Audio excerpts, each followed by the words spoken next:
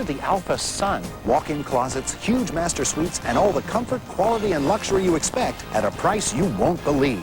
Come see Alpha today at Valley RV Center in McMinnville. Low prices, great service.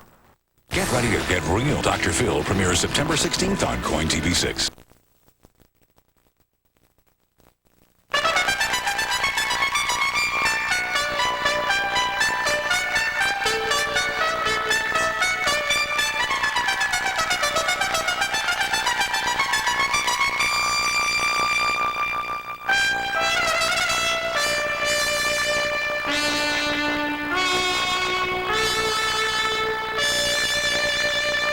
Good morning. I'm Charles Osgood, and this is Sunday Morning. Hershey, Pennsylvania is home to the famous chocolate factory that turns out 80 million kisses a day. But in that quintessential company town, they're not throwing kisses at the moment.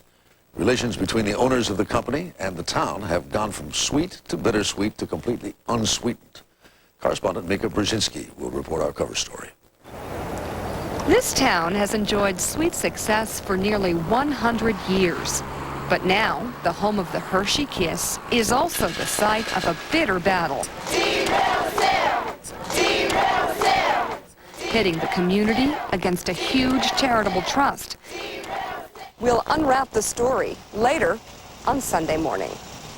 Striking a chord is a report from correspondent Tom Fenton about conductor Leonard Slotkin, an American in Britain, giving voice to a nation's grief in the days immediately following last September 11th. Hey, hi Norman. How are you? Last year, American conductor Leonard Slotkin was a stranger in a strange land. It was his first season in charge of Britain's biggest summer music festival, the BBC Proms.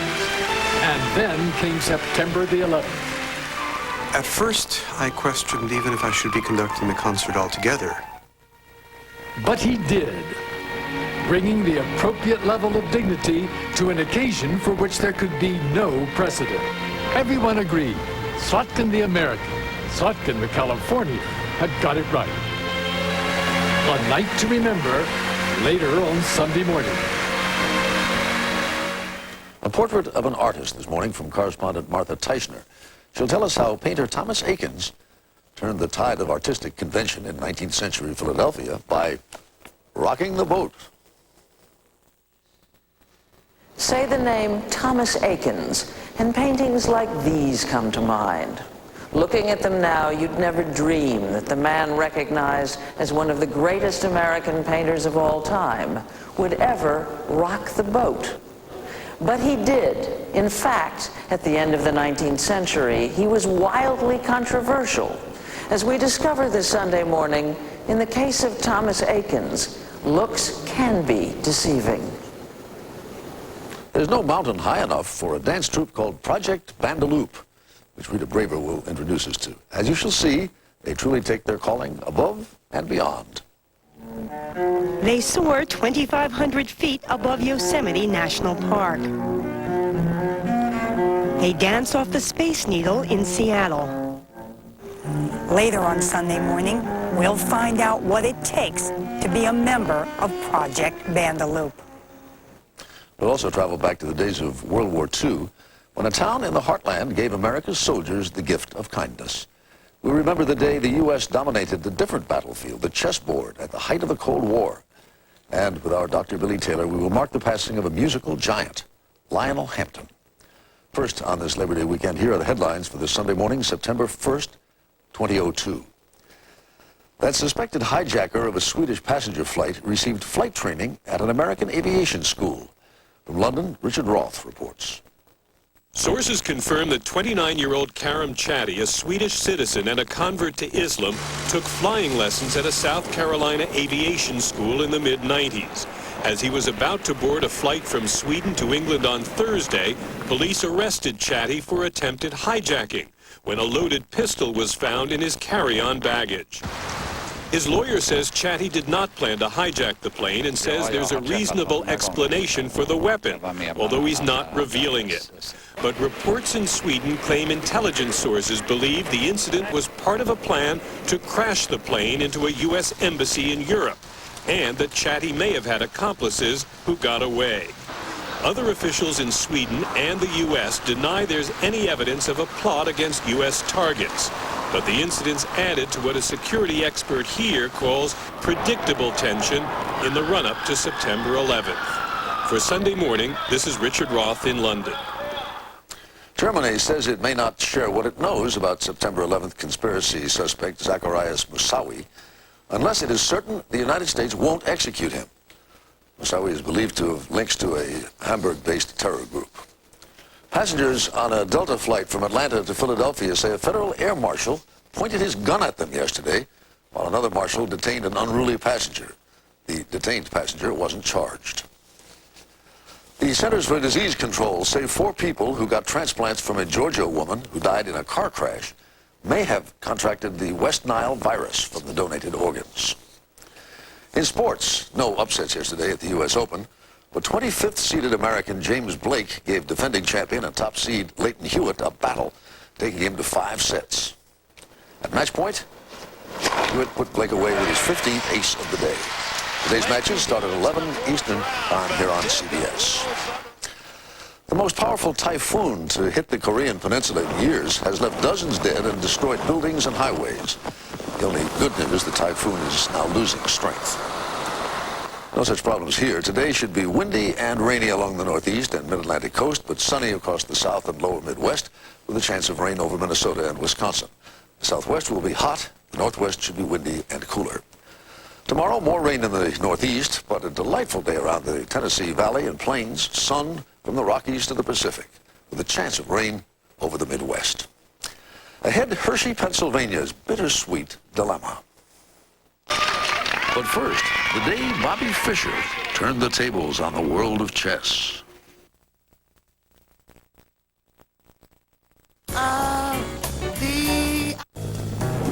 Don't delay.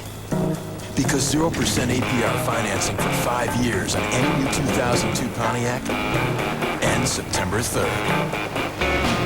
So don't delay, act now, supplies are running out. 0% APR financing for 60 months on any new 2002 Pontiac through September 3rd. You might as well be walking on the sun. Or choose a great cashback offer. Now at your Oregon and Washington Pontiac dealer. Remember your first house? How you made it just the way you wanted it? At Wells Fargo, we know what you put into your home. That's why our people make sure you get the most out of it. By getting to know you and what stage you're in. So whether that stage calls for a loan to buy a home or to perfect the one you already have, talk to us and see how we can help. Wells Fargo, the next stage. There's more on the horizon. This Labor Day weekend. Get more. Have more. Save more. At the Bedroom Superstore. Pay absolutely nothing till 2004. More savings on complete bedrooms. Kids and teens bedroom furniture. All Simmons mattresses. Plus, make no down payment, pay no interest, and make no payments till 2004. The Bedroom Superstore, where America buys bedrooms for less. This Sunday, 10 hours, 10 a.m. to 8 p.m. Come to the Swan Island Dahlia Festival in Canby, Oregon. The show features over 250 floral arrangements and 300 dahlia varieties, or wander through over 40 acres of blooms. Pick up some fresh-cut flowers, enjoy a variety of food, arranging demonstrations, and the how-tos of dividing your tubers. While you're visiting the field, be sure to order your favorites for next spring. Visit the Swan Island Dahlia Farm in Canby, 30 minutes south of Portland on Highway 99E, or easy to find off I-5. Would you have guessed that these are the faces of children without a home? Their parents' lives took an unexpected turn. But that doesn't mean they have to lose the hopes and dreams of their childhood. Hi, this is Father Joe Carroll. Make a gift of your car, truck, boat, RV, motorcycle, van, even a plane. And together we can change lives through our comprehensive programs and services. It's easy and it's tax deductible. Make your gift today. For more information, call 1-888-FATHER-JOE.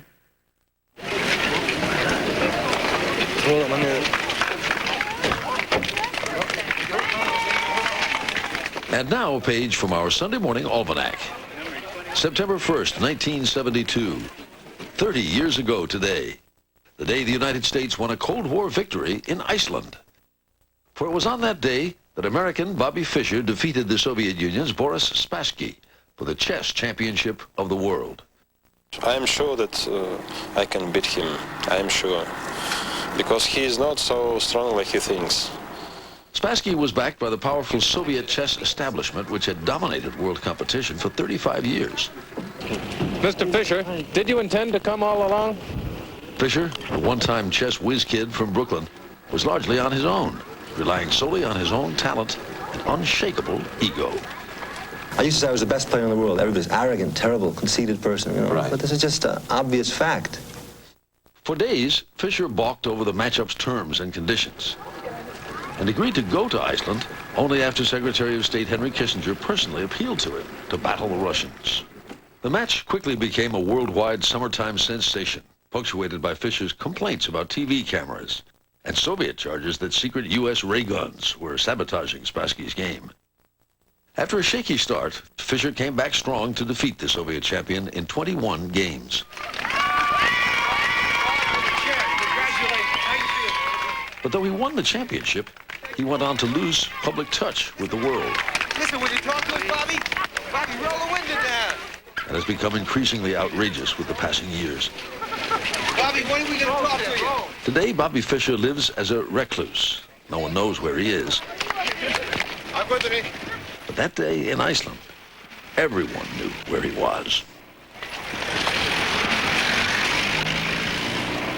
Our Sunday Morning Almanac for September 1st, 2002. Coming up, Hershey, Pennsylvania. How sweet it was. This portion of Sunday Morning is sponsored by IBM. E-business is the game. Play to win. Yes! Yes! What is it? What is it? We found a seller, Kim & Sons. We found a buyer. Where? On the web. Where are they? On the web. It's a huge order. It's half the cost. It must be from overseas. Oh, it must be from overseas. We're going to make a fortune. We're going to save a fortune. Thank you, RT. Thank you, Kim & Sons. IBM can help small companies sell to big companies, wherever they are. Diabetes. It's no joke at all. And in Louisiana one night, paramedics came sticking me, to test my blood sugar. So I got to be punching my fingers, and this is all I got. These 10 here, this is it. I'm leaving the pain behind me. The One Touch Ultra requires less blood, so you can test on your arm where it's less painful. The One Touch Ultra. I've been waiting for this for 10 years. French roast. Chef Ming Tsai is attempting to name over 30 Millstone premium coffees by taste alone. Espresso Mezzo, Swiss chocolate, almond, Cafe Midnight. Organic Aztec Star and Sky. Millstone has so many exquisite coffees, from light and mild to dark and bold. There's one that's right for you. Colombian Supremo with a hint of jelly donut. Millstone. Taste what's out there. Our cover story this Labor Day weekend is bittersweet. A company town's ordeal when the company that made the town is put up for sale. And it's not just any company, it's an American icon. Here's Mika Brzezinski.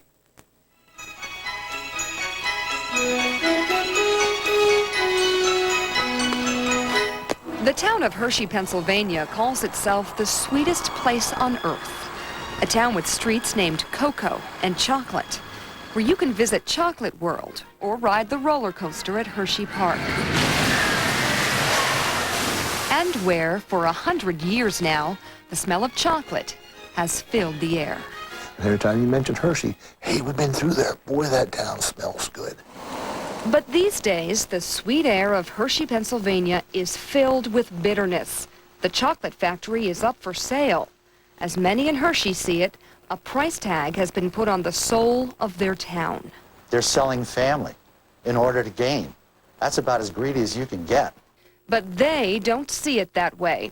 They are the Hershey Charitable Trust, which owns a controlling interest in the chocolate company. And the trust is worried about putting too many eggs in one basket. It's also worried about a stock market that has brought many companies to ruin. Robert Vowler is CEO of the Hershey Trust. We're not talking about making more money. That's not what this is about. This is about protecting the trust fund in perpetuity, protecting it from risk. Some here could profit handsomely, but others worry. The possible sale of Hershey Foods has fractured this community. It's not only money and jobs that people here want to protect, but a way of life, one that revolves around the legacy of Milton Hershey. Milton Hershey is a hero in these parts. The man who invented the Great American Chocolate Bar, then built a great American town around it. There's nothing like the face of a kid eating a Hershey bar. Americans have grown up with the Hershey bar. The Hershey's Kiss has sweetened romance for generations.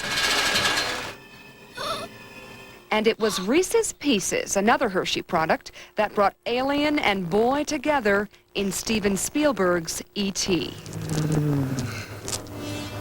But founder Milton Hershey's real passion was not chocolate. It was the school for orphan boys he founded in 1909, the sole beneficiary of his considerable fortune. The school is now run by the Hershey Trust, funded in large part by profits from the candy company. It's a unique circumstance in history. Spiro Stefano, a professor of economics at Penn State University, has studied the Hershey empire. I'm hard-pressed to find another example that's like this, where it's bound to a legacy. I mean, you have company towns, but this is a bit different. Which helps explain why this sale is such an emotional issue in Hershey. If it wasn't for Milton Hershey, I'd probably be dead. Many of the graduates of Milton Hershey School still live here, like Bruce Hummel, who's been business agent for the Chocolate Workers Union for 29 years. I think part of what he gave me by giving me a life, I owe to his workers. Hershey Foods is not a company in trouble. In fact, its success is the very reason the Hershey Trust is now worth more than $5 billion. It's clear that Milton Hershey didn't necessarily want Hershey Foods to be sold. Don't know that. I wish I did. The sale would make more money for the trust, billions more. Nestle, the Swiss chocolate maker, has already bid $11.5 billion for Hershey Foods, and others are interested too. Still, even former Hershey CEOs Dick Zimmerman and Bruce McKinney, who stand to make considerable fortunes if the company is sold, oppose the sale. Don't bother me with the big check at $100 a share or $90 a share. I'd like my community and my company together as they are today. How much money do you need? Well, I don't know the answer to that. Again, when I view this trust fund as having a purpose of serving as many needy children as it can, I don't know the answer to that. I mean, what is the limit? Who's to say how much is enough? But Bruce McKinney, himself a graduate of the Hershey School, says the trust already has as much money as it will ever need to fulfill its mission. They're talking about expansion, they're talking about more students, and a number of other things. I happen to feel that $5.4 billion would take care of a substantial expansion and a substantial increase in the number of students. The Hershey School will remain in town, whether the sale goes through or not. Milton Hershey put that in writing. It's an idyllic place where 1,200 disadvantaged children, no longer just boys or orphans, from kindergarten to high school, get educated for free. The cost per child, according to the trust, $96,000 a year. $5.4 billion is a lot of money. That's more than most universities have. And that's also true. And do you feel you're protecting Milton Hershey's legacy? Yes. Absolutely. His greatest legacy is his philanthropy. And his greatest philanthropy is the Milton Hershey School. And that's exactly what we're doing. And financially speaking, the trust has done its job, turning Milton Hershey's $60 million bequest into a massive fortune. Still, critics like past Hershey School alumni president Ralph Garfagno say the trust has all the money it needs. We've got $5 billion, but we need more money on this side because we want to help more needy children. That scares the daylights out of me because I don't believe that they're acting in good conscience. But Penn State economist Spiro Stefano isn't so sure. the sale of Hershey Foods would not be a bad thing for the town of Hershey. He thinks Hershey's success may be even sweeter if the company is sold. I think it would be a good move for the trust. I think it would be a good move for Hershey Food Corporation. It would help them become a player and a larger organization, larger firm that will have a big impact on global markets. How dare they! But many here have no interest in the great American chocolate bar going global. After 100 years, these bleeps are trying to basically destroy something that's working well in America. Just ask John Dunn, who spent 30 years in marketing at Hershey Foods. He now spends his time making tens of thousands of signs to protest the sale. Apple pie, that's what Hershey's all about. And to sell off America at this time in our lives and what's going on in the world, it's just a total disconnect. It puts a fear of the unknown in your heart. For Chocolate Workers Union President Mel Myers, it all comes down to jobs, an argument he says he'd like to make before the trust himself. I'd ask him right out, you know, are you not ashamed of yourself? Are you not ashamed of yourself for not looking beyond this almighty dollar? How can you assure, though, the community that nothing will change when you sell Hershey Foods? I can't assure that nothing will change. Things change every day. For now, town, factory, and community are still united. But this Labor Day weekend, the Hershey story has become more bitter than sweet.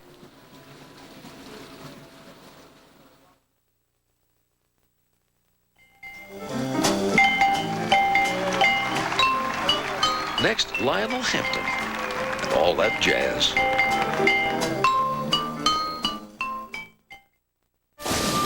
Get ready to believe in miracles. Dad, bring the heat. Oh my God! Now on Disney DVD and video, the inspirational true story. You the old guy? I'm the old guy. Of an ordinary father who followed his dream.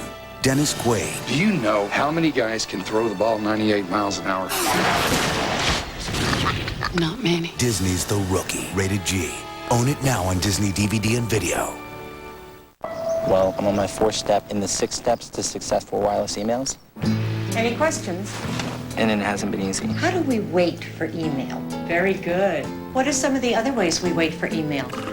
And yes, Mark's doing that little blowing thing with his mouth. Here, it's PCS Vision from Sprint. Fast, easy-to-use emails like your computer on the largest all-PCS enhanced nationwide network. This is great. Somebody just graduated. Introducing PCS Vision from Sprint. Clearly, a whole new way to look at wireless.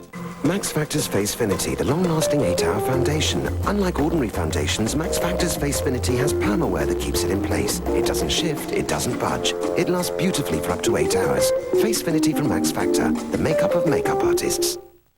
You're skipping over some of your favorite stuff. I get more gas than I used to. Did you ever try Beano? No. Has this natural enzyme that helps prevent gas. So I can eat? Yes, ma'am. I'm going to start over. Prevent gas with Beano.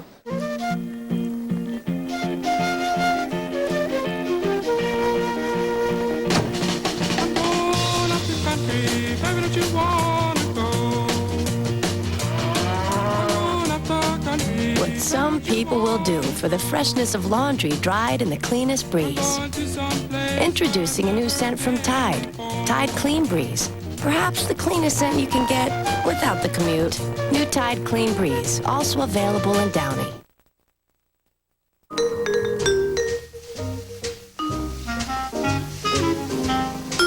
Talk about a virtuoso. For 6 decades, Lionel Hampton put heart and soul into the music that made him one of the true masters of American jazz.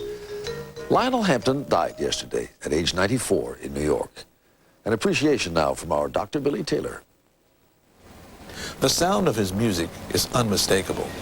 Lionel Hampton was a master of the vibraphone.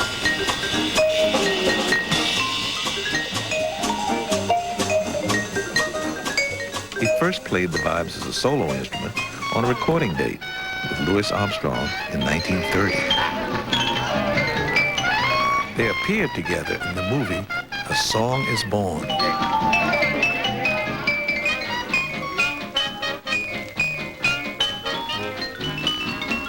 soon, the vibes were his signature. Hampton formed his own band so he could play his own brand of music the way he liked it, hot and fast.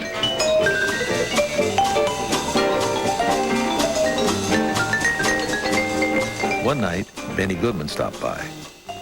Hamp says the next thing he knew, Goodman was on stage playing his clarinet. Gene Krupa was on drums, and Teddy Wilson was at the piano. They became the Benny Goodman Quartet, renowned not only for their swinging style, but for being the country's first racially integrated popular band.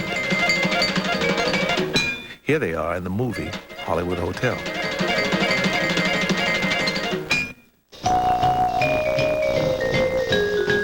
By 1940, Hamp had a theme song and a big band that became a traveling university for jazz legends like Billie Holiday, Dinah Washington, Charles Mingus, Clark Terry, and Quincy Jones. The Lionel Hampton Band was on the road for decades. Music is my lifeline. It's I won't say my religion, but because I believe in God, but it's close to it. See? From Dallas, Texas, the Waylon McCoy. Lionel Hampton loved to teach. He loved discovering young talent, which he did spring after spring at his jazz festival at the University of Idaho. Its music school bears his name. The official opening of the second building of the Gladys Hampton houses in Harlem. One of his other loves was Harlem, and Harlem loved him.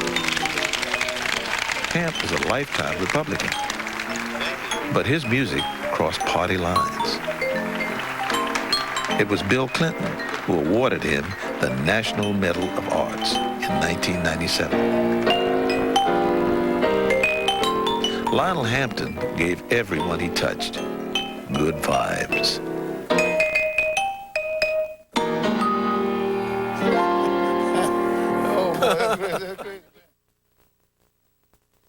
Don't sit under the apple tree with anyone else but me. Next, serving up some history, a visit to the North Platte Canteen. No, no, no, don't sit under the apple tree.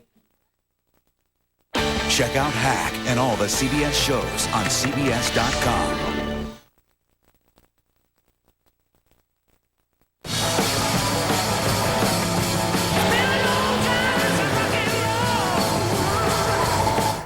Hey, honey, I just bought a race car. A race car? Cadillac Seville, Stabilitrack 2.0, and the powerful Northstar V8 standard. Yeah, honey. It's a race car. Breakthrough. Get 0% APR for 60 months on a new 2002 Seville at your Northwest Cadillac dealer. The kitchen of your dreams starts at Basco, Builder's Appliance Supply Company. Come see the newest trends in kitchen design and get expert advice from the Basco professionals. Experience an incredible showroom with live kitchens in the Northwest's only state-of-the-art appliance gallery. And see Basco products at the Northwest Natural Street of Dreams, like the kitchen fully equipped with Viking appliances for professional quality cooking at home. Discover your dream kitchen at Basco on Northwest 14th and Davis. As you race to move ahead in this busy world, sometimes it's easy to lose track of your neighbors whose lives have taken a different turn. But there's a simple way you can help give these lives new direction. This is Father Joe Carroll. Your support has helped us change the lives of tens of thousands of people through our comprehensive programs and services. Make a gift of your car, boat, truck, motorcycle, van, or RV, and together with Father Joe, we can change lives. To learn more, call 1-888-FATHER-JOE. We dedicate the entire show to Back to School. Join us tonight at 5:30. It's Sunday morning on CBS, and here again is Charles Osgood. North Platte, Nebraska is a town in the middle of America, a town that is home to one of the most remarkable events of World War II.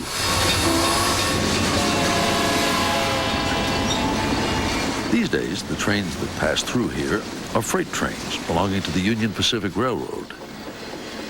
But in the 1940s, there were passenger trains, some bound for the Atlantic, some bound for the Pacific. But their cargo was American soldiers on the way to war.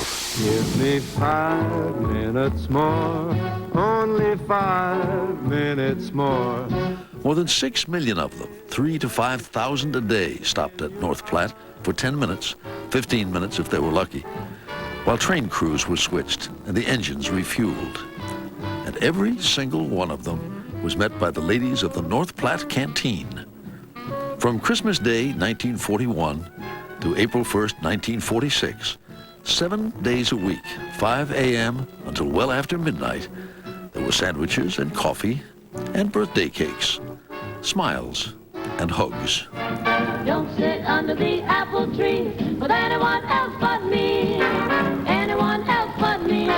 All volunteers, the women came from Lodge Pole and Hershey and Tryon and Shelton, 125 towns in all. Some even came from Kansas and Colorado. Everything was donated and everything was free. The only government money was a gift, a $5 bill sent by FDR. A town of 12,000 people comes out and feeds, comforts, dances with, plays music for, befriends 6 million soldiers, 6 million of our fathers and grandfathers before we were born. No one asked them to do it. They thought it up themselves, and they never stopped. Bob Greene is a syndicated columnist for the Chicago Tribune.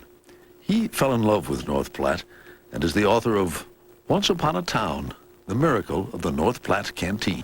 I've never used the word miracle in a book title before, and I don't use it very much in print. It's a powerful word. This was a miracle.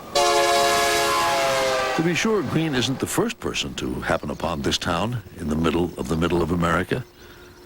In 1977, Charles Kuralt paid tribute to this remarkable place, about as far away from any coast as you can get. We came to North Platte to look for the place where a miracle happened. A miracle served up by no fewer than 50,000 volunteers. Look at all those names. Signed so long ago. When Kuralt and Company came here 25 years ago, he talked with one of the women who started the canteen, Rose Lawncar, who has since died. She said the miracle of North Platte started when word spread that the Nebraska National Guard would be coming through on the way to war. Food and presents were rushed to the train station. And the train come in way late. And when the train came in, it wasn't our boys. It was the Kansas boys. So after everybody was kind of over their sad, sunken feeling, they says, oh, to heck with it. We gave that stuff, so they gave the stuff to the Kansas boys. So it began, which is why on a clear and balmy night earlier this summer, more than 600 people poured into the Lincoln County Museum to have Bob Greene sign his book, a book about them. Rosalie Lippincott remembers. We took baskets of food out to the trains, but mostly worked inside the station and saw that the tables were full of goodies.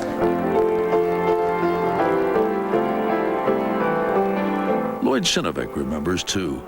In 1945, he stopped off at the canteen and spent his 10 minutes at the piano. Someone took this picture. He's still playing. They were lovely people and so outgoing, not with just the food, but with themselves.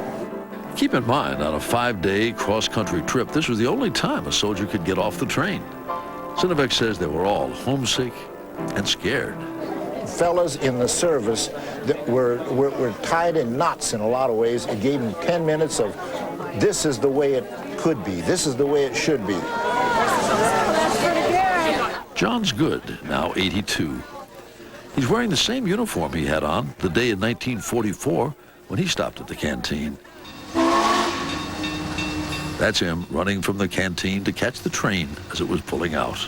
They gave him hope and spirit, you know, that's what it is. And when I think about it, I like to think that North Platte, the canteen, was a grandmother of all volunteer efforts, you know, really.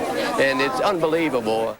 Maureen Hibner, 76, and Juanita Schomer, 79, were serving cookies and pouring punch at Greene's book signing, just as they did at the canteen when they were teenagers. Back then, though, Hibner says the atmosphere was electric. Most of them were young and energetic. And when they knew there was something good on the inside, they'd start running and yelling. And when they get inside and see what was really there waiting for them, they'd just make a beeline for the food. Did someone say food? On any given day, the canteen went through 170 loaves of bread, 15 pounds of cheese, 18 pounds of butter, 40 quarts of cream, 100 pounds of meat, 45 pounds of coffee, and 4,000 sandwiches.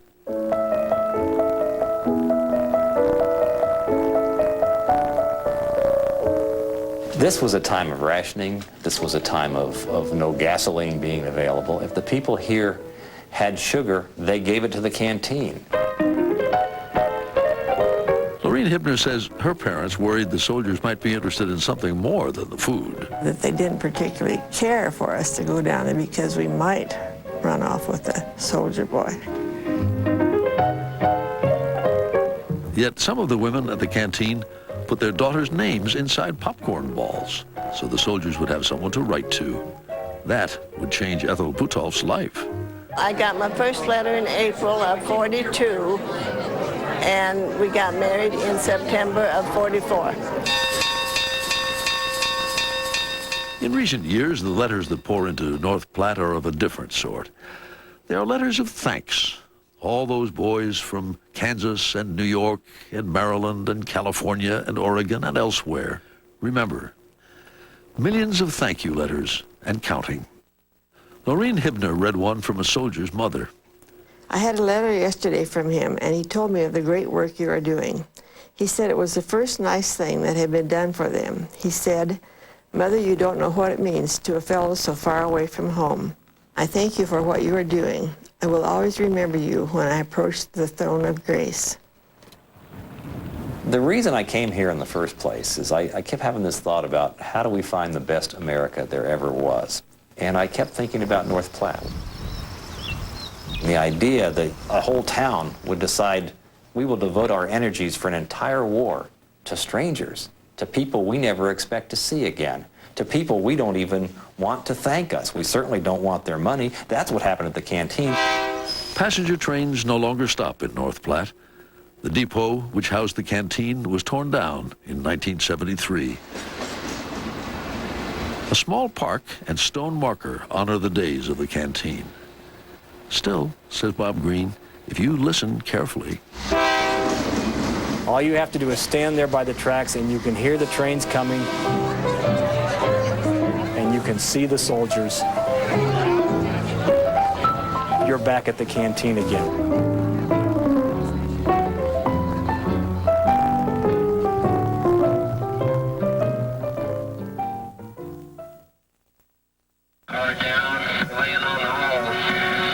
Next, a mystery in the depths. And later, reaching for the heights.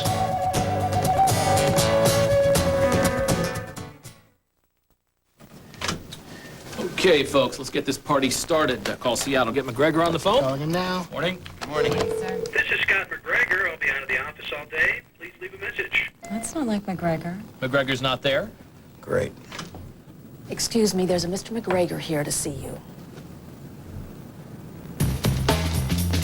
With Southwest Airlines last-minute fares, you'll never pay more than $2.99 one way. So why would you fly with anyone else? You are now free to move about the country.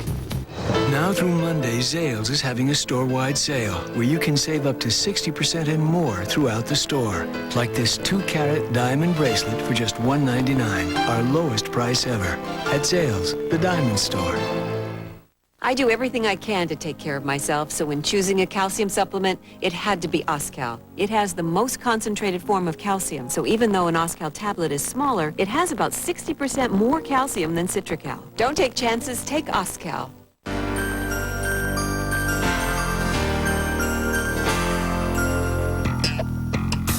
Hello, my love. I heard a kiss from you. Kellogg's Special K Red Berries.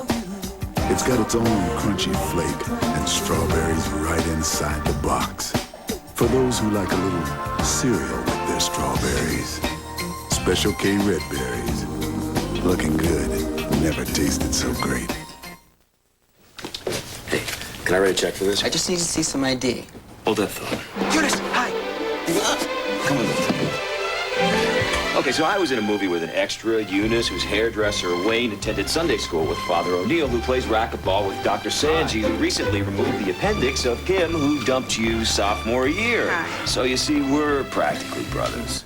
Tired of looking for ID? Use the Visa Chair card to get you in, out, and on with life. I forgot my ID again.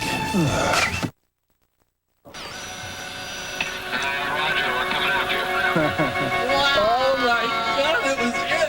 Yeah, Roger. It happened this week, the stuff of legend, naval legend. Researchers exploring the Pacific Ocean found a midget Japanese submarine on the ocean floor, believed to have been sunk about 6:30 in the morning on December 7th, 1941, an hour before Japanese planes attacked Pearl Harbor, killing thousands. An American destroyer, the Ward, detected and sank that sub before it could penetrate U.S. defenses. Historians have long debated the existence of Japanese submarines that day, but there was no proof of what Ward crew members have insisted all along, until this week's discovery by the Hawaii Undersea Research Laboratory. It's a discovery that could rewrite history, the shot that wasn't heard around the world until now. Look at that. That is beautiful. Our Sunday morning passage for September 1st, 2002.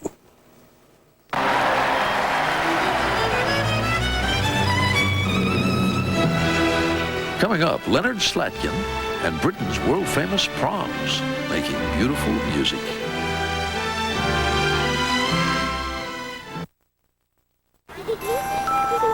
Most birth.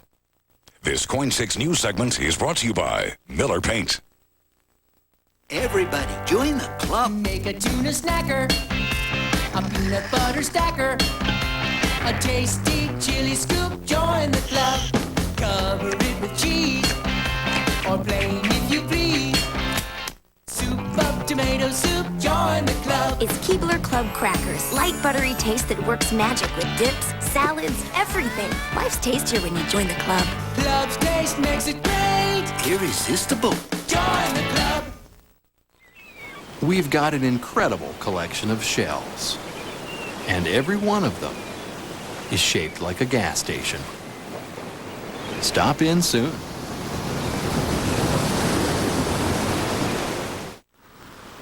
What's the #1 rule in gas stations? Locations, locations, locations. Watch us grow.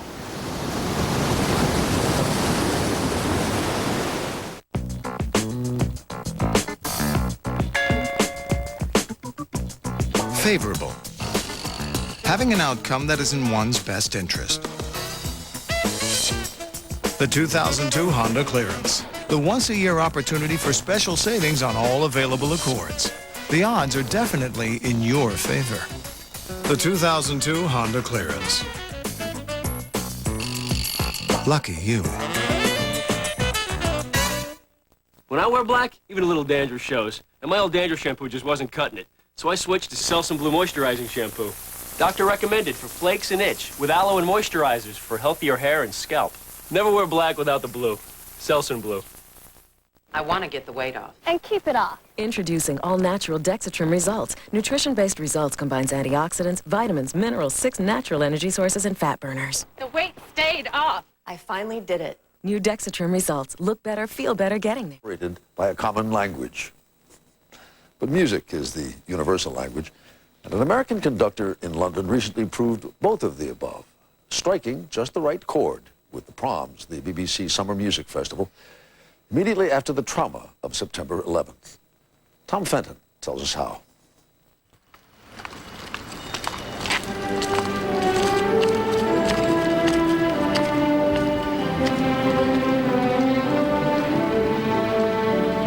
Every summer evening for more than 100 years, the sound of an English musical tradition has poured out of London's Royal Albert Hall. It's as familiar as red buses, cricket, and afternoon tea. It's the sound of the world's greatest classical music festival, the Proms.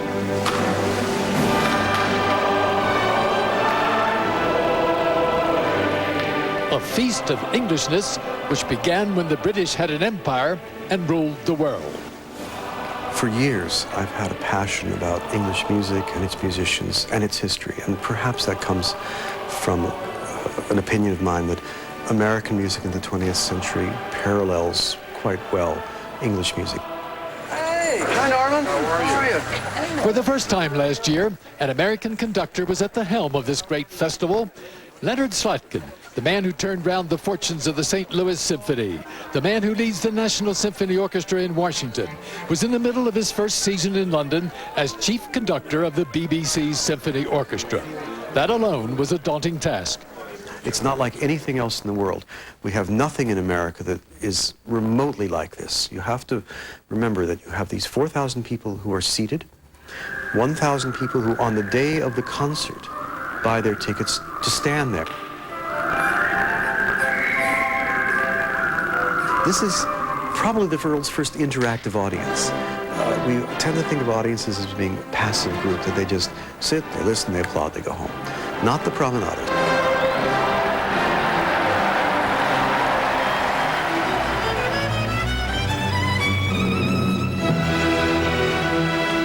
They're critical and they know their music. But in fact, Slatkin's reputation had already seduced this eccentric British audience. He's established his credentials by performing some of the greatest performances of Elgar, which you couldn't come any more English than that, I suppose. Wonderful. That's it. Slatkin's command of homegrown English music helped him pass the test. And then cello and viola can come out. First, stay under that, under.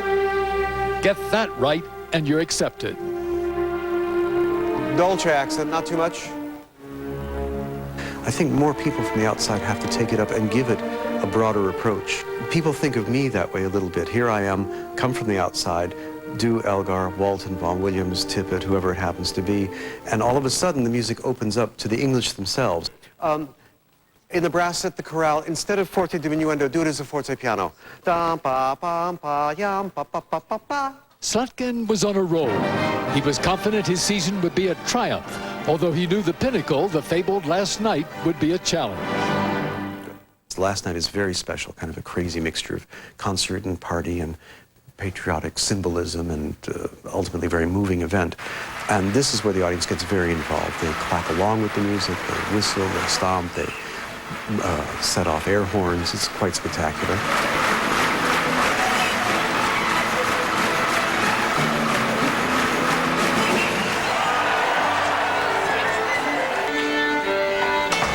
But no one could have anticipated the challenge he would eventually have to face. Top of the morning to you. 4 days before the traditionally lively final night was September the 11th. By that evening, it was obvious everything would have to change. At first, I questioned even if I should be conducting the concert altogether, that there would be forces that wanted to keep the traditions, the patriotic elements, the atmosphere of party, that perhaps show that the world and life goes on. But ultimately, everybody felt, no, this was a time for sober reflection, and that changes had to happen. And instead of a noisy party atmosphere, Slatkin presided over a solemn and dignified final prom. And we began our program with the two anthems, God Save the Queen and the Star-Spangled Banner.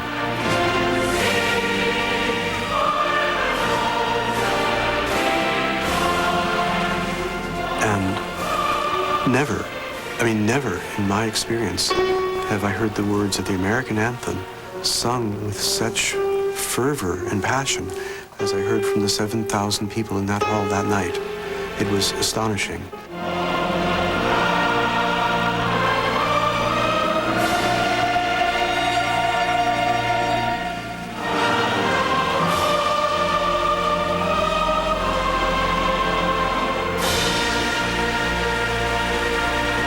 I came in saying that I had to play the Barber Adagio for strings, and as I mentioned to the audience, it was the piece we play on any occasion that would be somber as this one was. The music, the intensity, the emotion of that work has come to mean something very special for not just Americans, but I think for everyone. It is our music of grief.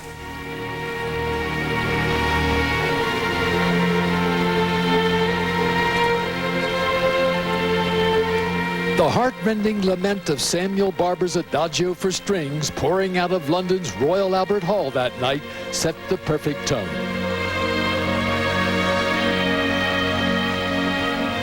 But the challenge for Slotkin was not just about choosing the right music.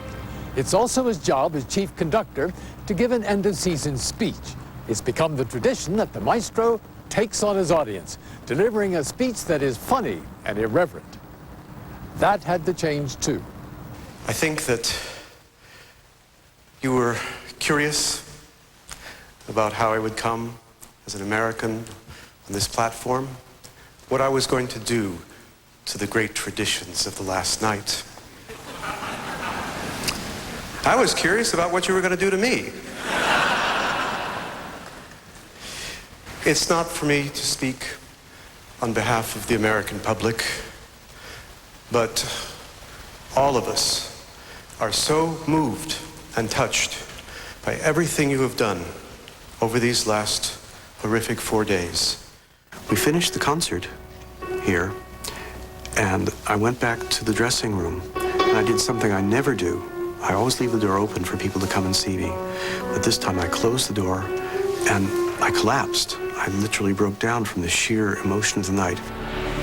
The emotion will be different a few days from now when Slotkin takes the short walk up the Bull Run, through the stage doors, into the auditorium, and faces a real old-style jeers and cheers last night of the Proms audience. I was looking forward to that interaction. I really was. I felt cheated. I felt that it had been taken away. And now that's going to be righted this year because I'm going to go out there and just have a great time. No matter how well Slotkin handles his upcoming big night, the one he endured a year ago, he says, will stay with him forever.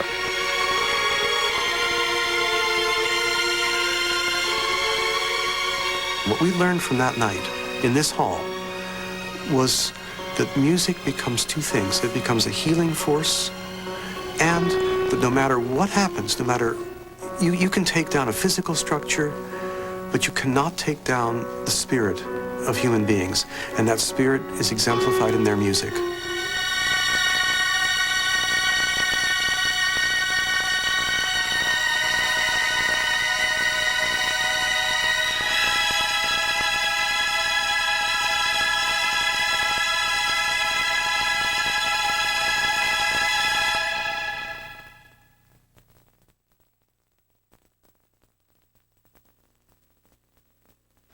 Still to come, the science behind the art of Thomas Eakins. But next, a dance troupe with a real jump on the competition.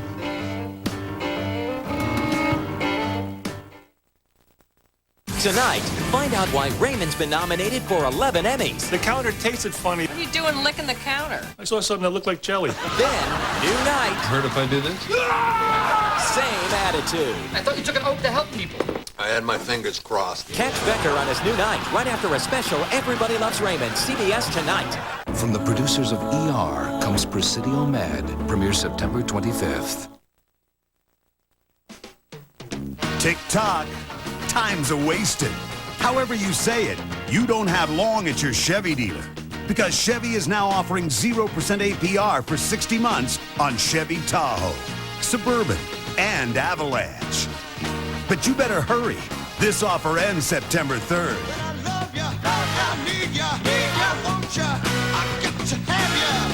Don't miss out. See your local Chevy dealer today. When I wear black, even a little dandruff shows. And my old dandruff shampoo just wasn't cutting it. So I switched to Selsun Blue Moisturizing Shampoo. Doctor recommended for flakes and itch, with aloe and moisturizers for healthier hair and scalp. Never wear black without the blue. Selsun Blue. I want to get the weight off. And keep it off. Introducing all-natural Dexatrim Results. Nutrition-based Results combines antioxidants, vitamins, minerals, 6 natural energy sources, and fat burners. The weight stayed off. I finally did it. New Dexatrim results. Look better, feel better getting there. Can anyone tell me the 3 branches of government? Hens? Michael? Run, dog boy, run! Hens? Poor sleep quality reduces learning ability. So come to Mattress Gallery's Back to Sleep sale through Monday and get a Sealy Twin mattress for just $79. Get a Simmons just $99. Even Posturepedics are only $149 each piece when you buy the set. Plus save on Folds, Queens, and Kings, but only through Labor Day at 9. The Mattress Gallery. We dedicate the entire show to back to school. Join us tonight at 5:30. It's Sunday morning on CBS, and here again is Charles Osgood. They are called Project Vandaloop, taking performers above and beyond the realm of the dance floor. Rita Braver has this return engagement for some dancers for whom the sky is the limit.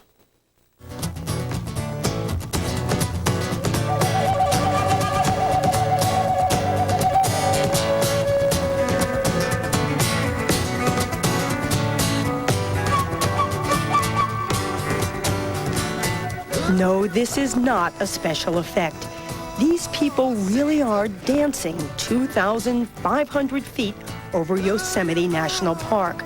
They are members of Project Vandaloop, a troupe dedicated to expanding the boundaries of dance, to defying principles of gravity, to challenging perceptions of space. Their founder and guiding spirit is 38-year-old Amelia Rudolph, a longtime modern dancer and choreographer who took up mountain climbing about 14 years ago. When did it sort of go, bingo, I can put these two together for you? It evolved. It wasn't, I don't think it was a single moment. It was the experience of using my dance skills in climbing and realizing it improved my climbing, and also then to be out in nature and having the inspiration of a natural place. The two just started to grow towards each other and blend into each other. Soon she was recruiting near her home in the San Francisco Bay Area. She went after dancers who could climb and climbers who could dance. The name Vandaloop came from a fictitious tribe in the Tom Robbins novel Jitterbug Perfume, a tribe that does a dance of longevity. I like the sound of it. I also like the idea that, you know, there's sort of a magical elixir of activity that could somehow extend your vitality. And guess what? There's 40-year-old dancers in the company. Both Kimmy Ward and Heather Bear are over 40. At 27, Mark Stuver is the youngest member of the company. Teenagers need not apply. There's a lot of gravity to what we do emotionally, even though it's this physical thing. We're really in it, and we're lending it meaning as it's happening. Nowhere is that need for maturity more obvious than in Yosemite. It's a 3-mile hike up to the staging area. A jagged cliff with Yosemite Falls as a backdrop. The dancers travel with a team of riggers. They triple test every rope, every wire, every bolt. I think people are going to ask, have they ever had a serious accident? Have you? We've not had a serious accident. I do think about it, and I think that anybody who thinks, oh, what a great idea, I think I'll do that with my dance company. First thing I say is, and are you ready for somebody to die?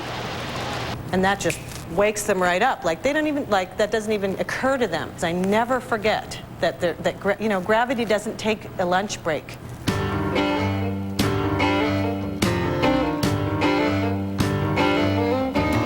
In addition to dancing off mountaintops, Vandaloop also tests gravity by dangling from public buildings, like the Space Needle in Seattle.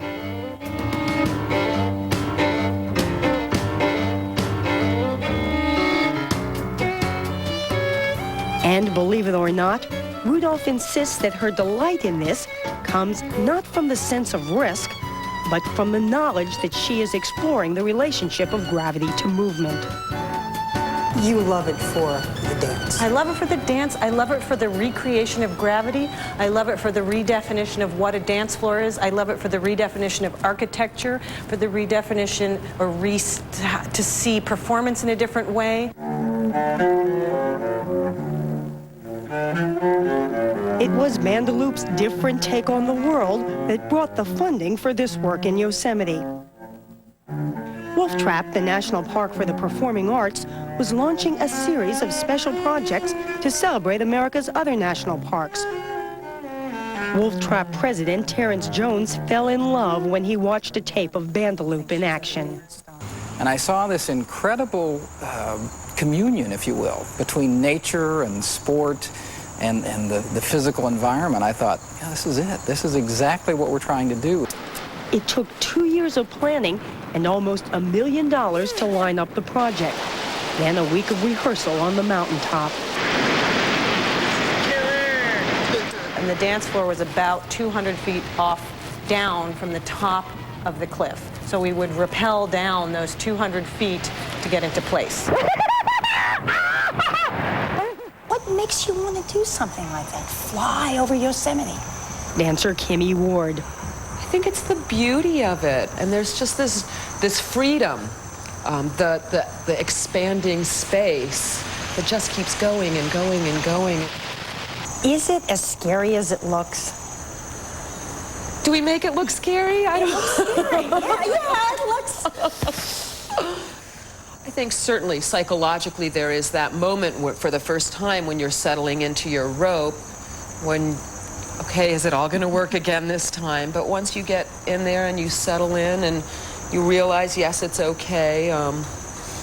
It's okay. And then you get into the dance, and then it's about the dance.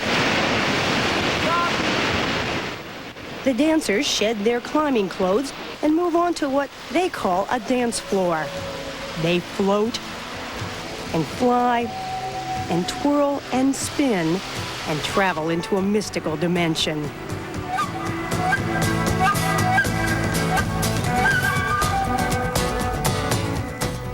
A couple of months later, accompanied by live musicians, they danced at the Wolf Trap Performing Arts Center in Virginia, in tandem with the video they made at Yosemite.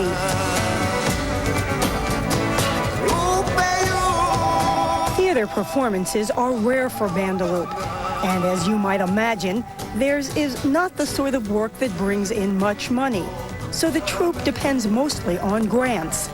Funding is now in place so that Bandaloop can create a series of performances along the Lewis and Clark Trail. But Amelia Rudolph has bigger dreams. Well, the other night, I looked through a telescope at the moon, and I was thinking, my gosh, I think some of those craters are big enough that I think there's a vertical surface on them. What an incredible thing it would be to travel there and make art.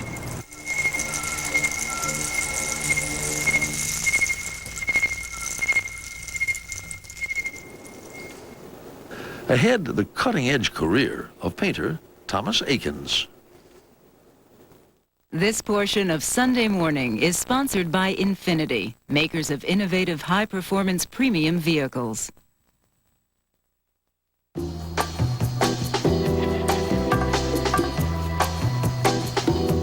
Words don't adequately capture the Infiniti Q45.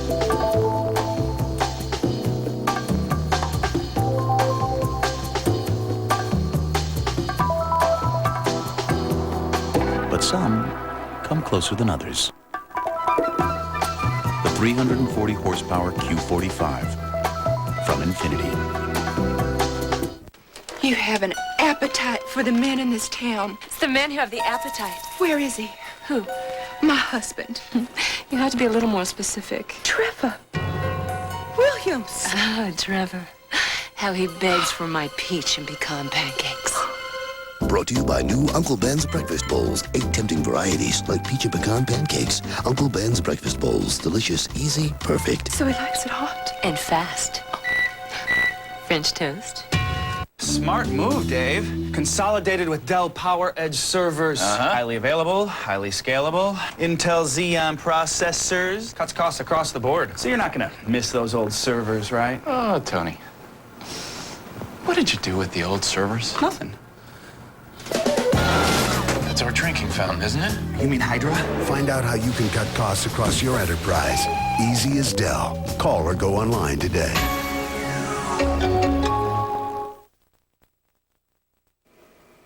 The painter Thomas Akins is still rocking the boat still making waves 100 years after his death. Martha Teichner now on his life and legacy. If you had to come up with a description for this painting, I'll bet modern wouldn't automatically come to mind. It's called Championship Single Skulls, painted in 1871 by Thomas Eakins. That's Eakins right there. He was 27, just back home in Philadelphia, after studying in Paris. What's modern about Eakins is his commitment to the life around him.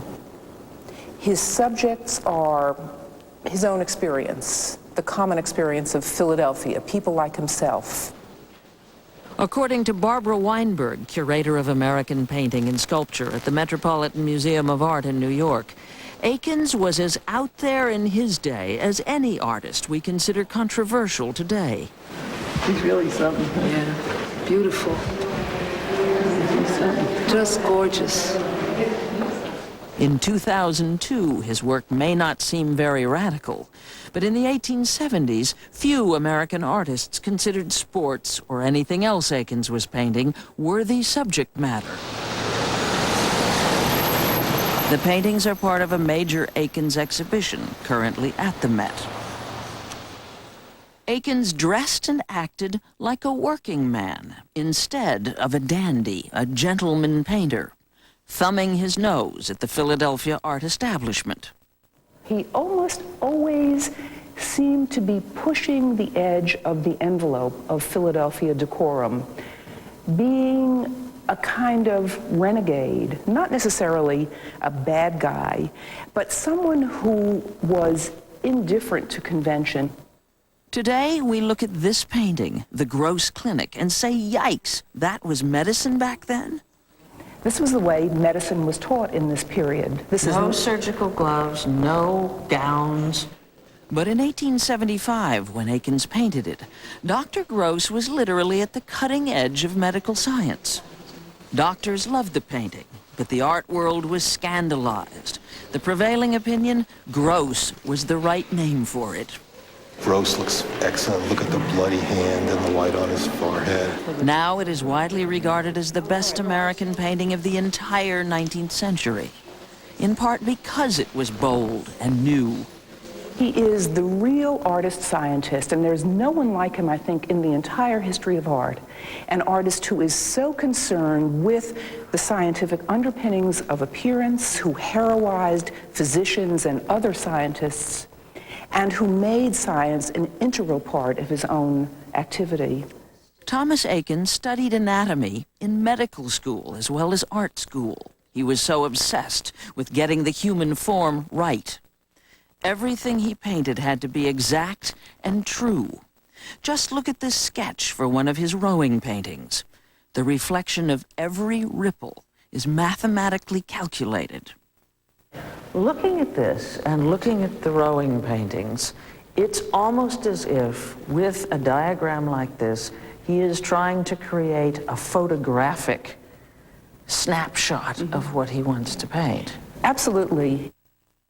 Eakins bought a camera in 1880. He took part in some of the earliest experiments using stop-action photography to analyze movement and use the results in his paintings.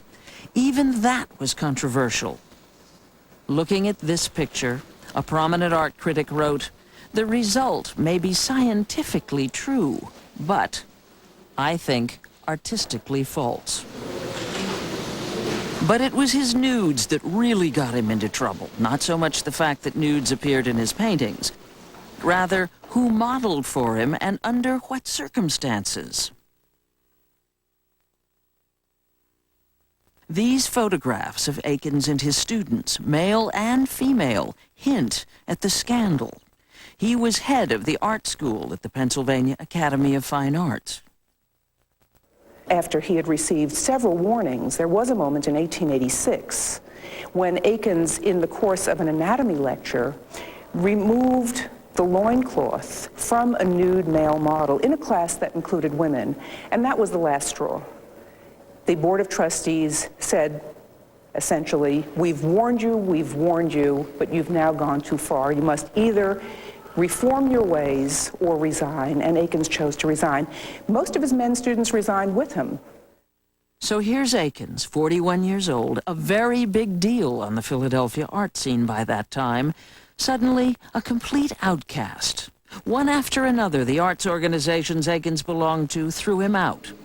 His paintings, like this one of his wife, became bigger and sadder, and nobody bought them. In disgrace, he made friends with the poet, Walt Whitman, another nonconformist, who said of him, "Akins is not a painter, he is a force." This is a wonderful painting called Mending the Net. It dates from 1881, and it shows a group of figures on the shore at Gloucester, New Jersey, right across the Delaware River from Philadelphia. In his lifetime, Akins was considered outrageous, but how outrageous wouldn't be clear until nearly 70 years after his death. With this painting, Akins managed to shake up the art world all over again.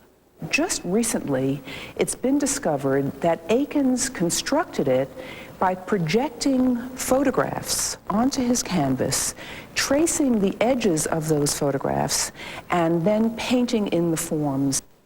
The children are his niece and nephew, photographed on a rooftop in Philadelphia. The man under the tree is his father.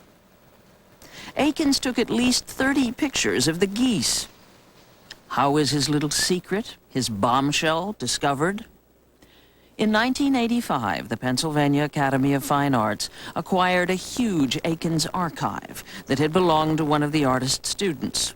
Hundreds of letters and sketches, and more than 1,000 photographs, including these.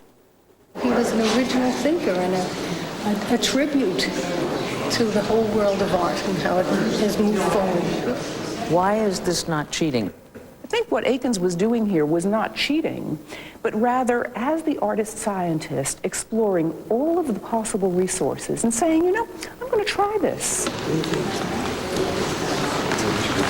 Thomas Akins was always the artist-scientist. He painted huge portraits of artists and scientists, their achievements evident in the way he portrayed them.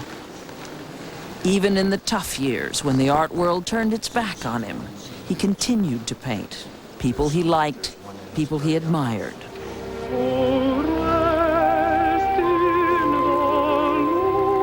What you're hearing is "O Rest in the Lord" from Mendelssohn's oratorio, Elijah. Every time a concert singer named Ouida Cook posed for Akins, he had her sing it, "O Rest in the Lord," so he could study her facial movements. Experts say it's the word rest he's captured. He carved the melody into the frame.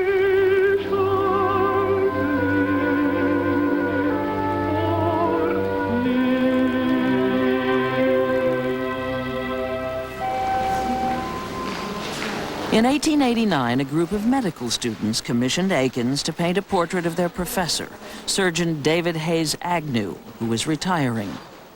The Agnew Clinic was a deliberate nod to the Gross Clinic, painted 14 years before. You have now people operating in uniforms. A nurse? And a nurse. Another thing that's happened is the development of ether as the most commonly accepted anesthesia. The painting is a catalog of medical innovations, but it is also an unrepentant Thomas Akins making a statement. Dr. Agnew is performing a mastectomy. His nude patient lies visible in a flood of light.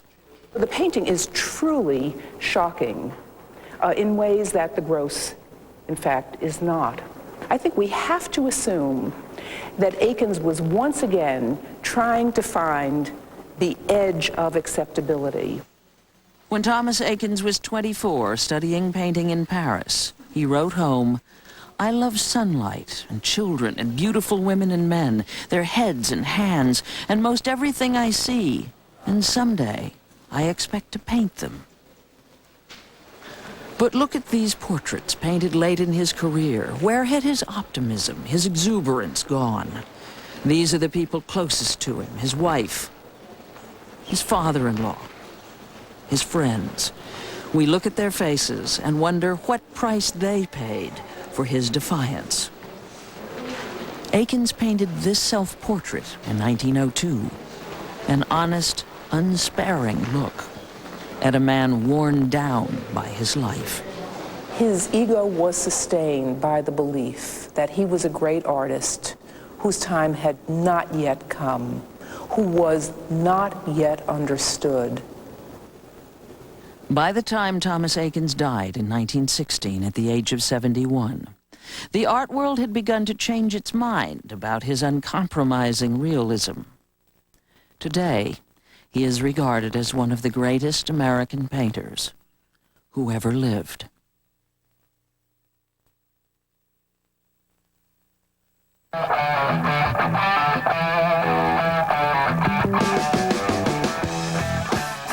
Coming up, some local heroes.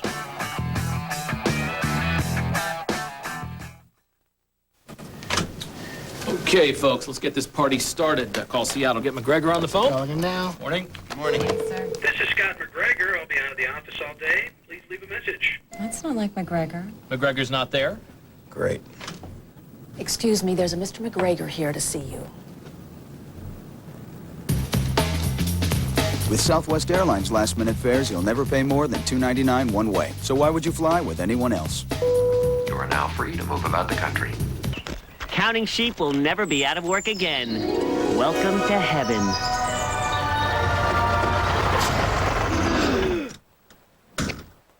You'll feel the difference the moment you lie down. Serta, we make the world's best mattress.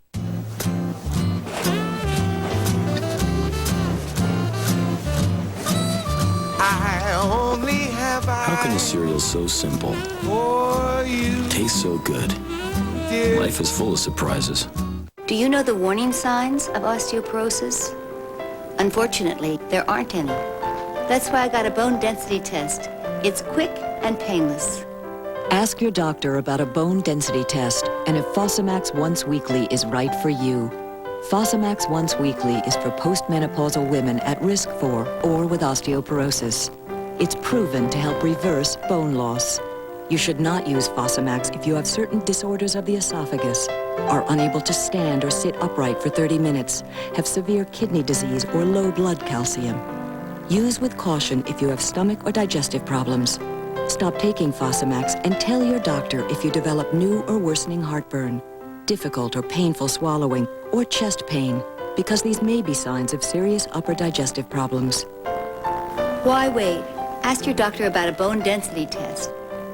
Fosamax Once Weekly, proven to help reverse bone loss.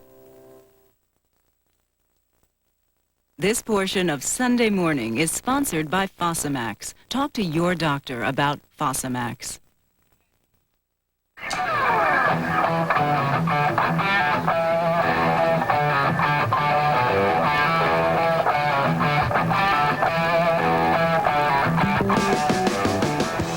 We're off on a Sunday morning diversion.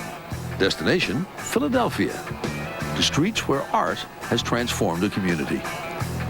Are you ready? Take a deep breath. We're marching, okay? Artist Lily Yeh inspired people in this North Philadelphia neighborhood to turn abandoned lots and dilapidated buildings into gardens, murals, and mosaics. Through mosaic, from brokenness, we recreate ourselves into beauty and joy. North Philadelphia is one of 12 communities around the country now being celebrated at the Philadelphia Museum of Art in an exhibit called Indivisible. Each series of photographs tells the story of local heroes, men and women like Lily Yeh, who are trying to make their communities better places to live, from volunteer crime patrols in Delray Beach, Florida, to marine conservation in Alaska. The lens is focused both on what's wrong and what's being done about what's wrong. Project director Tom Rankin says in places large and small, there are often wonderful things going on that we don't see. People working to make things better in Philadelphia and across the land.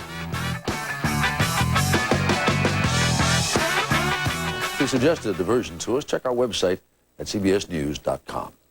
Now to John Roberts in Washington for a look ahead at Face the Nation. Good morning, John.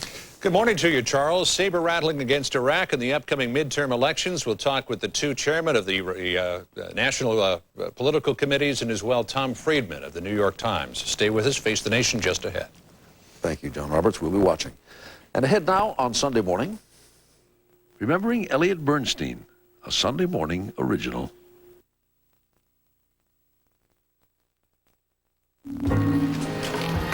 What's this? It's a credit card. You have to open it up.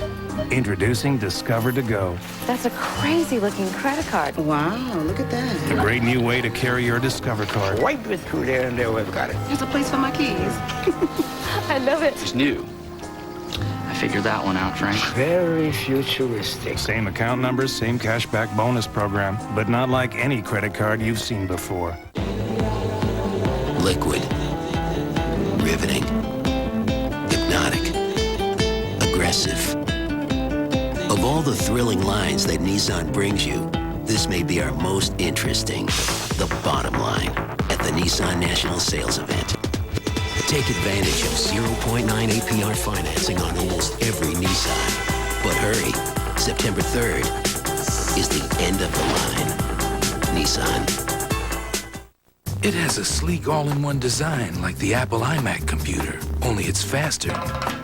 Has more storage capacity and can run thousands more software programs. Presenting the remarkable new Gateway Profile 4. Oh, and by the way, did we mention the Gateway Profile costs less than the iMac?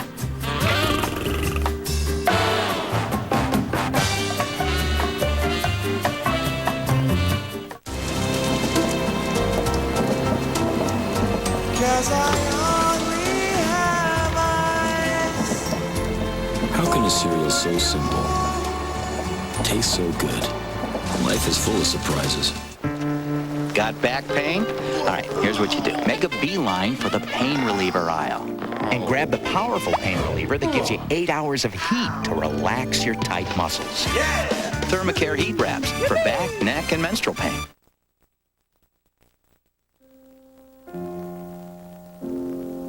This is Elliot Bernstein, an old friend and colleague of ours here at Sunday Morning. A producer at this broadcast from the very first Sunday we went on the air in January of 1979.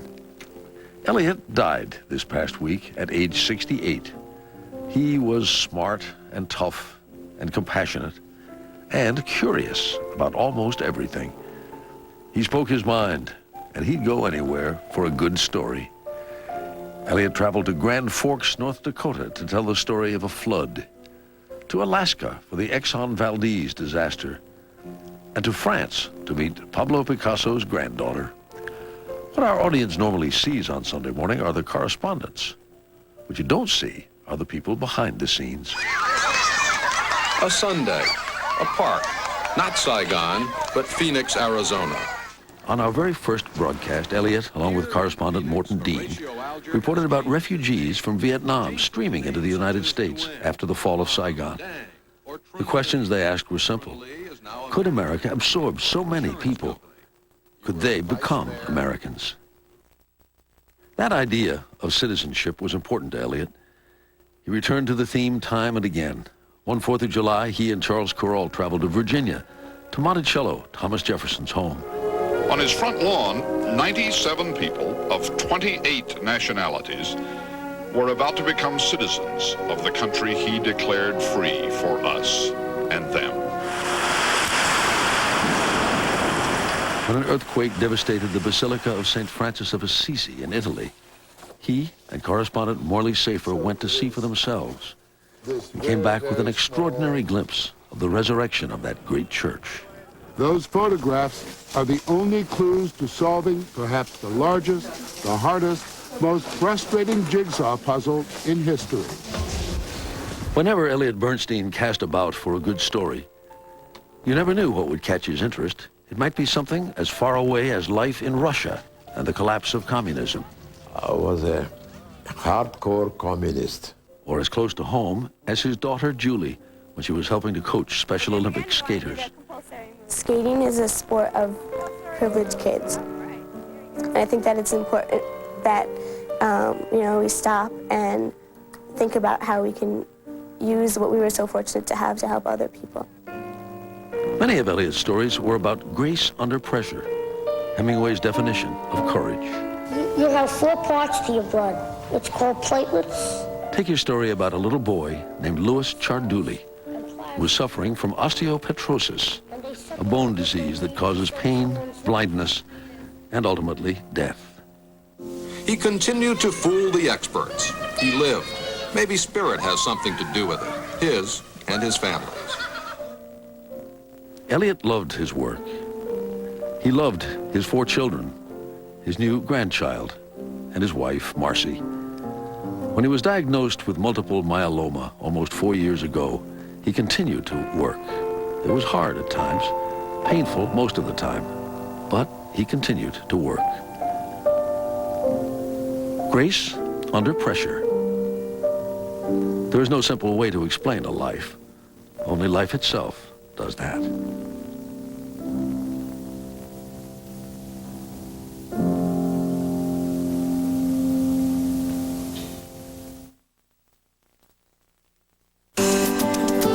Even with osteoarthritis, these arms still have a way with the ladies.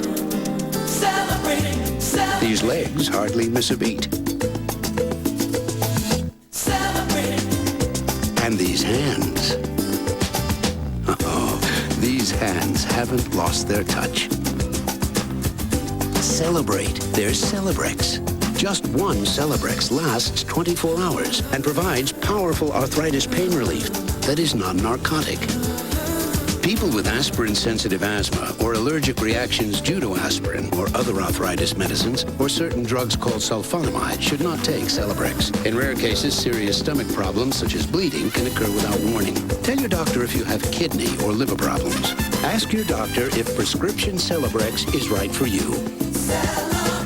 Celebrex, the #1 doctor-prescribed arthritis brand.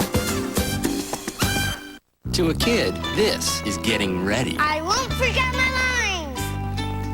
See? You're the mother for a reason. Quaker oatmeal, something good for them. It's, brain food. Now they're ready. Quaker oatmeal. Warms them heart and soul. I just want my cold sore to go away sooner. Heal cold sores fast with Abreva, the only non-prescription cold sore medicine approved by the FDA to shorten healing time. I like that. Abreva shortens healing time like a prescription without a prescription. 3, 2, 1. Jerry, loving the supply chain proposal. Regards, Skip. That quick? No more waiting for email. Travel plans are confirmed. Have a good one. With PCS Vision from Sprint, your colleagues can access information they get on their office PC right on their phone instantly. Calendars, contacts, even inventory. So I'll always be in touch. You can put money on it. Introducing PCS Vision from Sprint. See the power behind the PCS Clear Wireless Workplace. We leave you this morning at the Charles M. Russell Wildlife Refuge in Montana. You might be able to find it by the sounds of the bugling elk.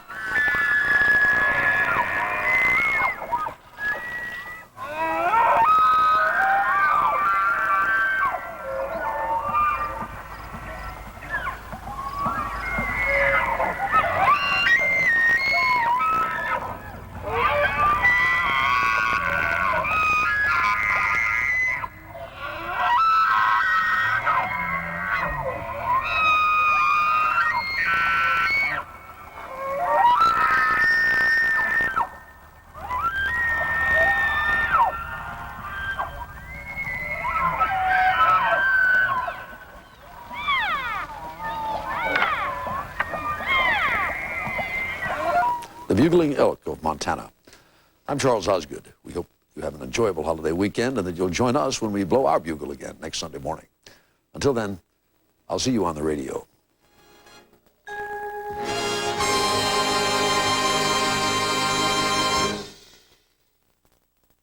Midterm elections and the attack on Iraq face the nation today. Experience. See. Princess Diana trusted one man with her true story. The biographer world premieres CBS tonight. Oregon's economy is struggling. Ted Kulongowski's plan? Raise taxes. Taxing Ted supports a $559 million increase in income taxes to fund runaway government spending. He's proposed doubling vehicle registration fees, and he favors imposing new taxes on Oregon families. Kolengowski's plan means more Oregonians looking for work. He wants to be our governor. Oregon's economy can't afford more tax and spend politics. Poor sales killed the AMC Pacer. And the 8-track was a victim of better technology. But at Sleep Country, we can't find a good reason why Simmons is discontinuing fabric on selected Beauty Rest mattresses. Through Labor Day, save on Beauty Rest twin, full, queen, and king-size mattresses. A simple fabric change has made these selected bowling ball mattresses available at closeout prices. You can save at the Beauty Rest closeout. But it all ends Labor Day.